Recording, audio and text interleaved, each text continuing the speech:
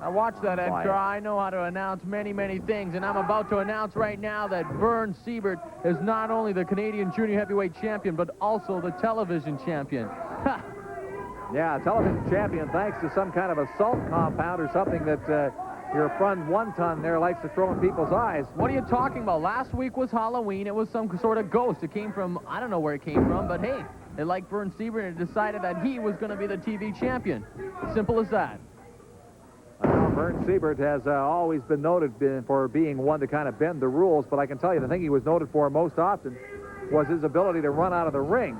Now, I will give it to him that he doesn't do that as much anymore. He's almost turning into a wrestler. Hey, he's being managed by Jonathan Sayers. He don't need to run anymore. He's learning everything he needs to know about pro wrestling. There you see him slingshot this Wolverine or whatever you call him off the top rope. Eddie the Wolverine Watts. Now, he's from Ann Arbor, Michigan. He's 5'9", 210 pounds. And, you know, I think right now Verne's got a pretty good command of him, but watch. What's that, Ed Carl? I say Verne's got a pretty good command of him at this point, but just watch. You know, this is a 10-minute time limit match. We're just nicely into the third minute, so... Well, Verne can't take too much of that. And he lays a nice one into the lower back area of this Watts. Verne has come along really well since the last time I saw him, Ed. Yeah, I think he's been doing a lot of working out in the tavern. You notice that beer belly on him now? Or is that baby fat? Actually, I noticed quite a ripped abdomen there, Ed Carl. Oh, he did that one well, though, and that hurt Watts. And now he's keeping him there, just driving that pain into his back, and that's what I like to see, someone with total determination. Giving credit to where it's due there, Ed? Boy, I can't believe it. Jonathan Sayers. Well, I mean, you saw Sayers. Did you see Sayers a couple of weeks back when his man Joe Cagle was down on the concrete and Diamond Timothy Flowers was holding him there with a pole? He wouldn't even come over and help him. Well, anyone in his own right mind wouldn't go over with Diamond Timothy Flowers, the man that he's turned out to be with that 2x4. I mean, Jonathan Sayers does fear for his life, you know. If I was Jonathan Sayers, I'd fear for my life, too. Well, here again, looks like Verne Siebert. Say it, Ed. Well, looks like he's got a pretty good command of the match at this point. I'll give it to him. I mean, I can never believe this because Verne Siebert, to me, you know, I mean, he's been everything. The Weasel, the Mr. Canada, Vicious Verna. Now they want to call him the Fever. Yeah, it's just a creation of these unemployed pheasants out in the studio audience, I think. I thought that was a creation of Verne trying to intimate that maybe he was really hot. You know, he's the Fever, Siebert. You better believe it, and the fever's striking all across the province, Ed. The man is the Canadian junior heavyweight champion. What you're telling me is a lot of people are getting sick. Sick of your announcing, maybe, Ed Carl. You're biased announcing, probably. Well, I have to admit, I must be a little biased when it comes to Verne Siebert. I think I've got to admit that to you, Morrow. Well, thank you very much. Verne Siebert is not one of my favorite people. Huh, considering who your favorite people are, I wonder. Well, you know, take a look. And here's a good example. I don't know this guy, the Wolverine Watts, all that well. And there's no question, so far in this match, he's been dominated by Verne Siebert. I'll give you that. But look, there's a good example of a guy who's got a little bit of smarts upstairs. I'll give you that, but I'll also admit that Verne may have taken just a little bit too long to scale the ropes. Now look at him. Look at him back in the corner saying, no, please don't come over and hit me. He wants a timeout. A man should be granted a timeout, Ed. Well, I suppose that's true that he should be, but, you know, Verne hasn't put much time into this match. There's a nice, well-placed boot into the breadbasket of this Watts. Well, the fans are still calling him the Weasel. I don't care what he thinks he's going to be called. Oh, a beautiful inverted atomic drop, Ed Carl. Oh, that hurts. That hurts right on the tailbone. Verne's just toying with him now. Beautiful.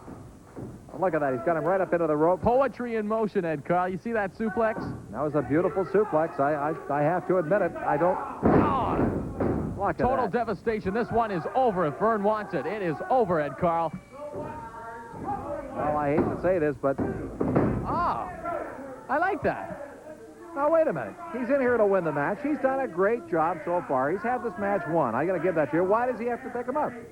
He wants to prove to all these people out here that he is the true champion. He wants to show them all of his moves in his arsenal, Ed Carl. Look, everybody knows Verne Siebert's not a true champion. He's got a belt by stealing it. He got another one by throwing salt in somebody's eyes. You just never learn, Ed Carl. I don't believe you. Verne Siebert is your Canadian champion. He won it by pinning the man 1, 2, 3 in the center of the ring. Oh, he certainly got command here. Look at this. Putting in those big biceps, all the power into that bear hug. Well, here's Watts trying to get out of that. Couple of right hands to the side of the head. Now Watts. Oh, getting picked up. Here comes the backbreaker again. Boy, an atomic drop, a backbreaker. I mean, this guy has taken a tremendous amount of abuse from Verne Siebert. I'll admit this Wolverine has got guts, but I don't know how much smarts he has upstairs, because if I was him, I'd just let Verne pin him, because, I mean, he's just getting humiliated right now. Verne Siebert is just toying with him. Well, certainly it would appear at this case that you're right, but I don't know. I've seen Watts wrestle before. Look at him. He's going to do it again, Ed. Beautiful. Another one. Well, that's it. Verne Siebert certainly dominated that match. No question Good work, about it. Verne. Siebert over the Wolverine Watts. That one was for you, Ed. The match is over. He doesn't have to do that. He has won the match. We all know that. And I suppose I'll have to go to the ringside and talk to him. All your pleasure.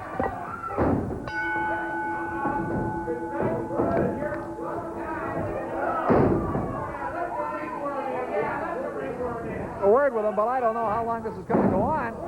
Oh, what is going on here? The match is over, and Jonathan Sayers has got something to do with this, but here comes the A-Team. The A-Team getting into the ring. Oh, look at him go to work. As the A-Team get in to clean this mess up. And are they ever across the ring?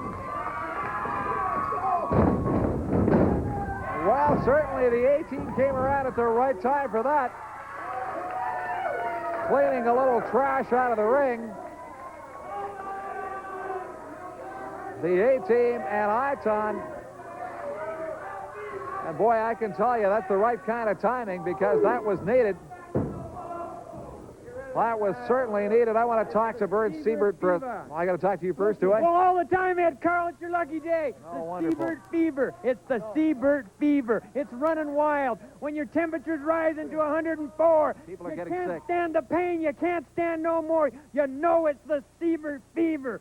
And, Ed Carl, when these guys are laying on their back looking up at the sky, when they're laying on their back and they're looking up at the sky, they're going to know what the Siebert fever is, because Verne is going to be standing over you looking down, and you're going to know what true fear is.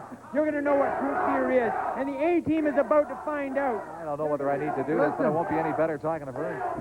You guys, you're calling yourselves the A-Team. You're involving yourselves with the fever. You get involved with the fever, and you know what's going to happen. He's going to get you, or the vicious one is going to get you. You get yourself involved with that fever, and you know what's going to happen? You're going to be finished. You, Buddy Wayne, you green slimy thing. We've signed an open contract. We'll face anybody, and that includes the A-Team. What do you think about that, John? Well, tonight's the night. The A-Team, you bit off more than you can chew. You bit off the Aton and Verne Siebert. You know, the vicious one, he's wrestled all over the Pacific Northwest. And I'm very, very happy to see him back here to do the cleanup job. You know, he just keeps on barreling right through. And Frog, you know, this slimy little reptile, has the audacity the other week to come out here, and he actually broke my cane, Ed Carl, in a match right here on the coast. He viciously attacked me. So he's going to be taking a test for that. Iton and Vicious Verne are going to lay a beating on him. He'll never forget.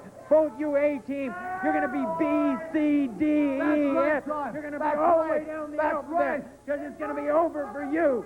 It's going to be over because it's the fever, and the fever's running wild. And there's only one cure for the fever, and that's run. That's hide. And that's suicide. That's what you want to do. You've got to run, baby. You've got to run. That's the only way you're going to get away from that fever is run, and run down fast.